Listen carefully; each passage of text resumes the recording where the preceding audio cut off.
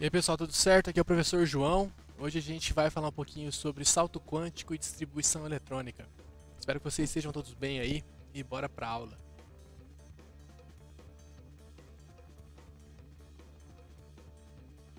Bom, então para começar a entender essa questão do salto quântico, é importante a gente falar um pouquinho sobre a teoria de Bohr, tá? Essa teoria de Bohr basicamente ela divide a eletrosfera em 7 níveis de energia, tá bom? Onde quanto mais distante do núcleo, mais energética é a camada eletrônica, ou seja, esse nível de energia, né? Então, esses níveis são divididos em níveis 1, 2, 3, 4, 5, 6 e 7 e também podem ser conhecidas como camadas K, L, M, N, O, P e Q, tá? Então são 7 camadas. Quanto mais distante do núcleo, mais energética é. Então a sétima, nesse caso, é a camada mais energética de todas. O salto quântico, ele aponta o seguinte, que um elétron, quando ele absorve uma certa quantidade de energia, ele entra no chamado estado de excitação eletrônica. E aí ele pode saltar de um nível de menor energia para um nível de maior. Porém, ele não permanece nesse nível. Então, o que acontece? Ele salta para o nível mais energético e retorna para sua camada de origem. Quando ele retorna para sua camada de origem, ele emite fótons, ou seja, ele vai emitir luz. E aí, dependendo do elemento químico, ele pode emitir colorações diferentes nessas transições, tá bom? Então, por exemplo, aqui, vamos supor que um elétron do nível 2 receba uma certa quantidade de energia, entre no estado de excitação eletrônica e salte para o nível 5. Quando ele retornar para o nível 2, ele vai emitir fóton, né? Vai emitir luz. Beleza? Vamos fazer um exercíciozinho para fixar esse conteúdo. Opa, deixa eu sair da tela.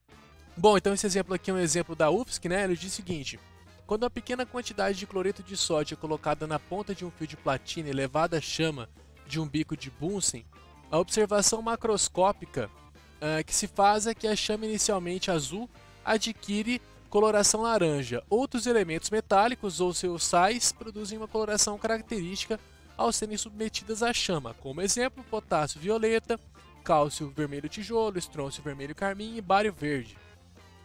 O procedimento descrito é conhecido como teste de chama, que é uma técnica utilizada para a identificação de certos átomos ou cátions presentes em substâncias ou misturas. Sobre esse assunto acima, ou com base na teoria atômica, é correto afirmar que... Então, pessoal, a gente vê aqui, né, um exemplo clássico do salto quântico, né, onde a chama vai ser a responsável por fornecer energia para os elétrons saltarem de uma camada para outra e, ao retornarem, emitirem energia na forma de luz. Então, cada elemento aqui vai emitir luz de uma coloração diferente, né? O potássio, o cálcio, o estrôncio e o bário. Então, o item 1 ele fala ali, ó: as cores observadas para diferentes átomos do teste de chama podem ser explicadas pelos modelos de Thomson e Rutherford. Aqui está incorreto, né? Por quê? Porque o modelo atômico de Bohr é que vai explicar isso daqui. Porque o modelo atômico de Thomson nem tem eletrosfera. Agora, no modelo atômico de Rutherford existe a eletrosfera, porém ela não é dividida em camadas. Por isso não é possível explicar esse fenômeno a partir do modelo atômico de Rutherford. Então o item 2 ele fala o seguinte: as cores observadas da queima de fogos de artifício e da luz emitida pelas lâmpadas de vapor de sódio ou de mercúrio não são decorrentes de processos eletrônicos idênticos aos observados do teste de chama. Essa aqui está incorreta. Por que está incorreta? Porque é idêntico sim. Em ambos os casos aqui nós temos uma fonte externa de energia, né? Tanto para os fogos de artifício quanto para as lâmpadas de vapor, que vão fornecer energia para os elétrons saltarem de camadas mais internas para mais externas e, ao retornarem, emitirem luz em colorações diferentes. No caso aqui, os fogos de artifício, né, nós temos diversos sais, por exemplo, que podem emitir colorações diferentes nesse processo aqui, tá? Então a 2 também está incorreta. 4. A cor da luz emitida depende da diferença de energia entre níveis envolvidos na transição das partículas nucleares. Olha aqui, tem um errinho já, né? Por quê? Porque os elétrons eles não são partículas nucleares, eles são partículas que ficam na eletrosfera. Nuclear é próton e nêutron, né? E com essa diferença varia de elemento para elemento, a luz apresentará uma cor característica para cada elemento. Então essas partículas nucleares aqui tornam essa alternativa incorreta. No teste de chama, as cores observadas são decorrentes da excitação de elétrons para níveis de energia mais externos provocados pela chama e, quando esses elétrons retornam ao seu nível de energia de origem, liberam energia luminosa, no caso na região da luz visível. Isso aqui está correto, né? Descreve corretamente o salto quântico proposto pela teoria de Niels Bohr. 16. As cores observadas podem ser explicadas considerando-se o modelo atômico proposto por Bohr. Correto, beleza? Então aqui as corretas são 8 e 16. Vamos continuar nossa aulinha agora para o próximo conteúdo. Então agora eu retorno aqui para a telinha, né, para explicar a questão do número máximo de elétrons por camadas. Então nós já sabemos que nós temos 7 camadas, né?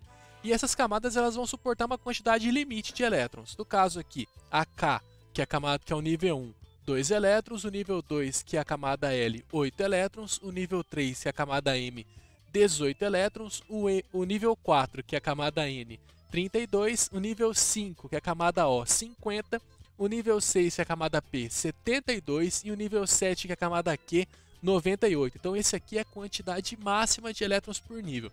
Só que dos elementos que nós conhecemos, quem tem mais elétrons da K tem 8, na L 8, na M 18 e na N 32 elétrons. Até aqui está tudo igual, né?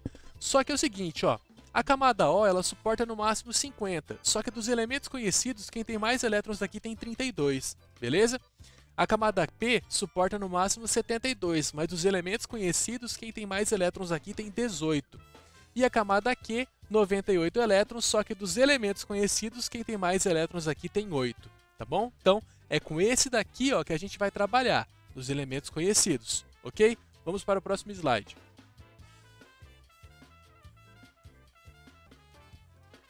E aí nós chegamos na famosa distribuição eletrônica, tá? Então por quê? Porque agora, veja bem, a gente vai fragmentando cada vez mais, né? A eletrosfera não tinha nenhuma camada eletrônica. Aí agora com o modelo atômico de Niels Bohr nós temos as camadas eletrônicas. A eletrosfera é dividida em subcamadas. E aí agora a gente vai subdividir ainda mais. Então veja bem, cada camada eletrônica terá seus subníveis de energia. Então nós temos níveis e subníveis, tá? Esses subníveis são S, P, D, F, G, H, I. Cada subnível desse aqui vai suportar uma quantidade máxima de elétrons. Então o S2, o P6, D10, F14, G18, H22 e 26, tá? Então veja bem, eu destaquei o S, o P, o D e o F, que é o que a gente vai usar. Porque veja só, no nível 1, que é a camada K, nós temos 2 elétrons. Então só o subnível S é o suficiente para a camada K, certo? Agora no nível 2, que é o L, nós temos 8 elétrons. Então no nível 2, só o subnível S não é o suficiente. Nós também precisamos do subnível P para totalizar os 8 elétrons, certo? No nível 3, nós temos 18 elétrons, então o subnível S e o P não serão suficientes, né? Então a gente vai precisar também do subnível D. Então 3S2, 3P6 e 3D10. No nível 4, 32 elétrons. Então o S, o P e o D não será o suficiente para o nível 4. Então no nível 4 eu preciso também do F14. O mesmo vai acontecer para o nível 5, né? Nós precisamos, no nível 5 nós temos aqui os subníveis S, P, D e F. No nível 6, 18 elétrons, também nós temos S, P e D, assim como no nível 3, né? E no nível 7, 7S2 e 7P6, porque nós temos apenas 8 elétrons, beleza? Então, a partir disso aqui, a gente vai para o diagrama de Linus-Pauling, que é o nosso próximo exemplo aqui, nosso próximo slide.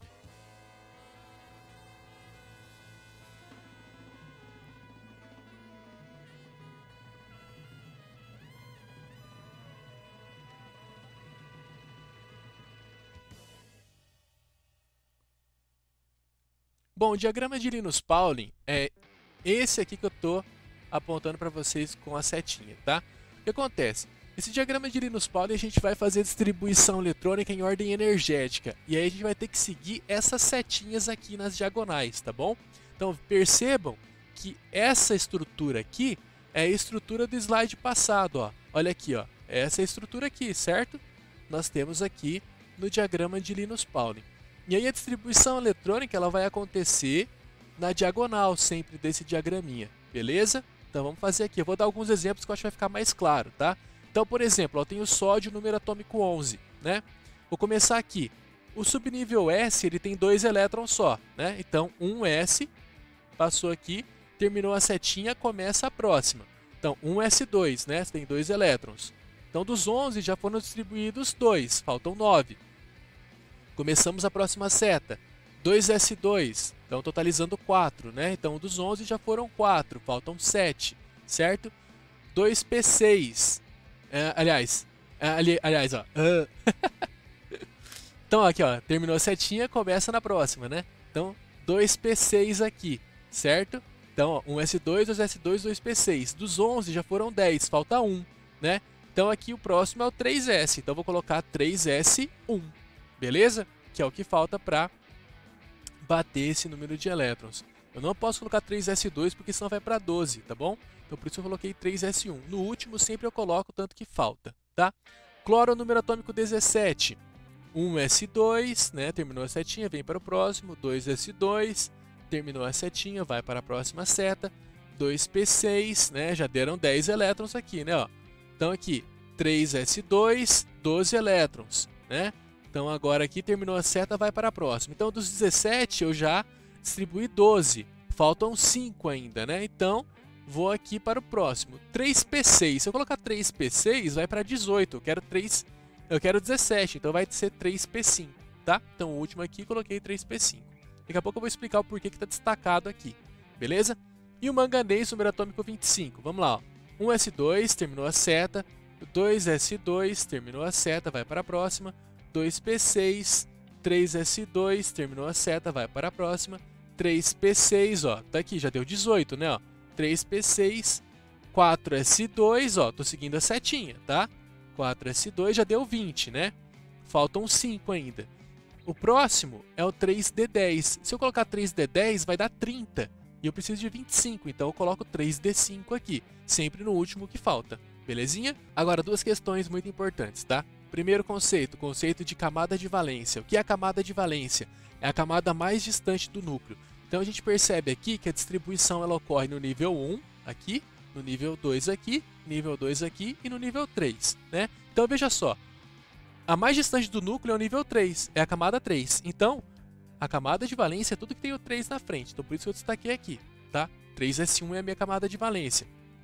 No cloro 17, eu tenho elétrons distribuídos no primeiro nível, no segundo nível, terceiro nível e terceiro nível. Então, o nível com o elétron que tem mais, que está mais distante do núcleo é o terceiro também. Então, tudo que tem o 3 na frente é a minha camada de valência. Nesse caso aqui, 3s2, 3p5. O manganês, ó, tem a distribuição no primeiro nível, no segundo nível, terceiro nível, quarto nível e terceiro nível. Então, desses daqui com distribuição, o mais distante do núcleo é o quarto. Então, tudo que tem o 4 na frente é a minha camada de valência. Então, no caso aqui, a camada de valência é o 4s2. Então, o primeiro conceito de camada de valência a gente já aprendeu, é isso.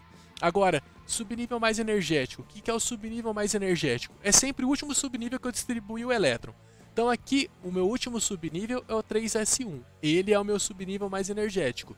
Aqui, o meu último subnível é o 3p5. Então, ele é o meu subnível mais energético.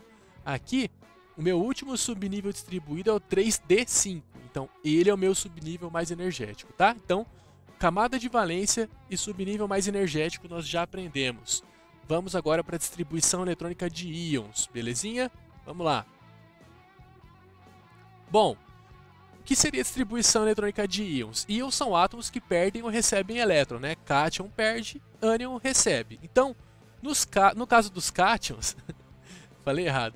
Então, no caso dos cátions, nós temos a carga positiva e no ânion nós temos a carga negativa. Só que na hora de fazer a distribuição eletrônica, esses átomos eles sempre vão perder ou ganhar elétrons na sua camada de valência. Então, o que vocês vão ter que fazer sempre?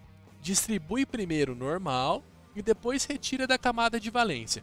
Vamos fazer o exemplo do cálcio aqui, ó. Se eu utilizar o diagrama de Linus-Pauling, vai dar lá 1s2, 2s2, 2p6, 3s2, 3p6, 4s2. Deu 20 elétrons aqui. Utilizei o diagrama de Linus-Pauling do slide passado, tá? Então, veja só. A minha camada de valência, eu tenho elétron no 1, no nível 2, no nível 3 e no nível 4. A camada de valência é a quarta. Então, esses dois elétrons aqui serão perdidos na quarta camada. Então, aqui perdi esses dois elétrons da... Então, 4s2 é perder os dois elétrons. Então, fica nenhum elétron na quarta. Então, a minha nova distribuição eletrônica é essa aqui. 1s2, 2s2, 2p6, 3s2 e 3p6, tá? Alumínio, número atômico 13. Fiz a distribuição eletrônica a partir do diagrama de Linus-Pauling, deu 1s2, 2s2, 2p6, 3s2, 3p1, né? Então, ele vai perder 3 elétrons, né? Onde que ele vai perder 3 elétrons? Vamos lá. Primeira camada, segunda camada, terceira camada. A camada de valência é a terceira, né? Então, no total, ele tem 3 elétrons. Ele tem 2 elétrons no subnível S e 1 elétron no subnível P. Vai perder elétron nesses 2 subníveis aqui. Ou seja, perdeu todos os elétrons do nível 3. Então, ele some na minha distribuição eletrônica final.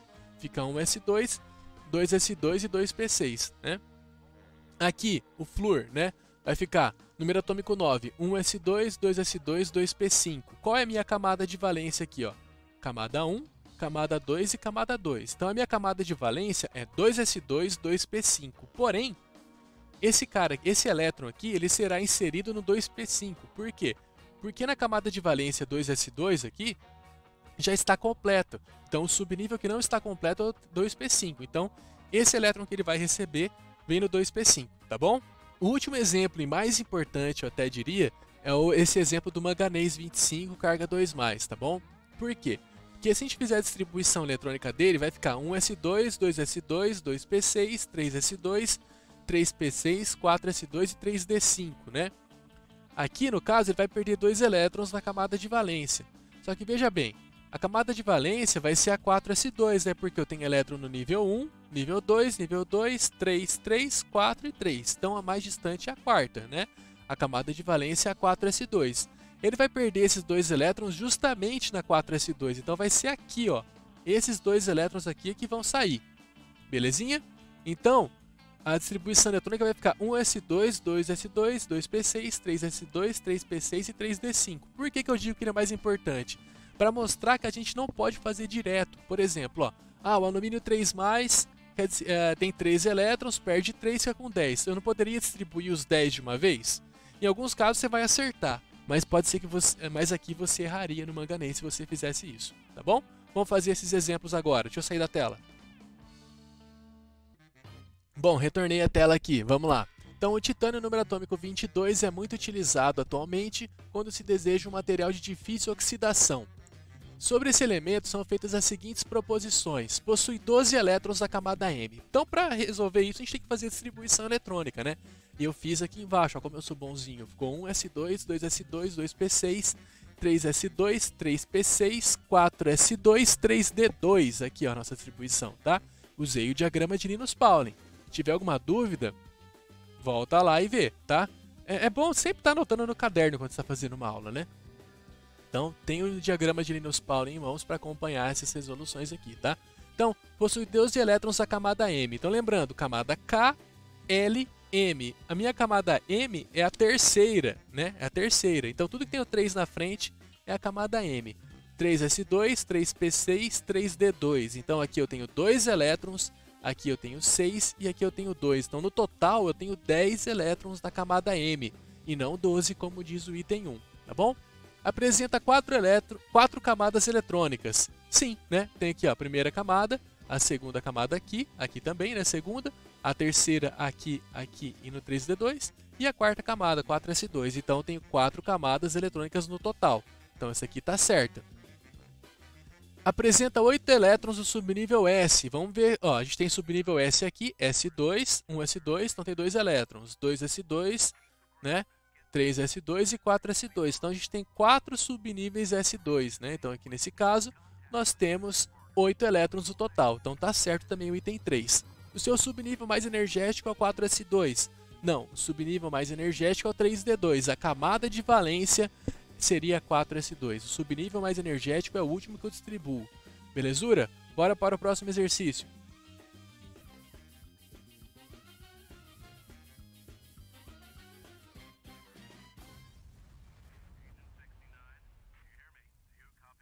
Então vamos lá, exercício 2 ele diz o seguinte, pessoal.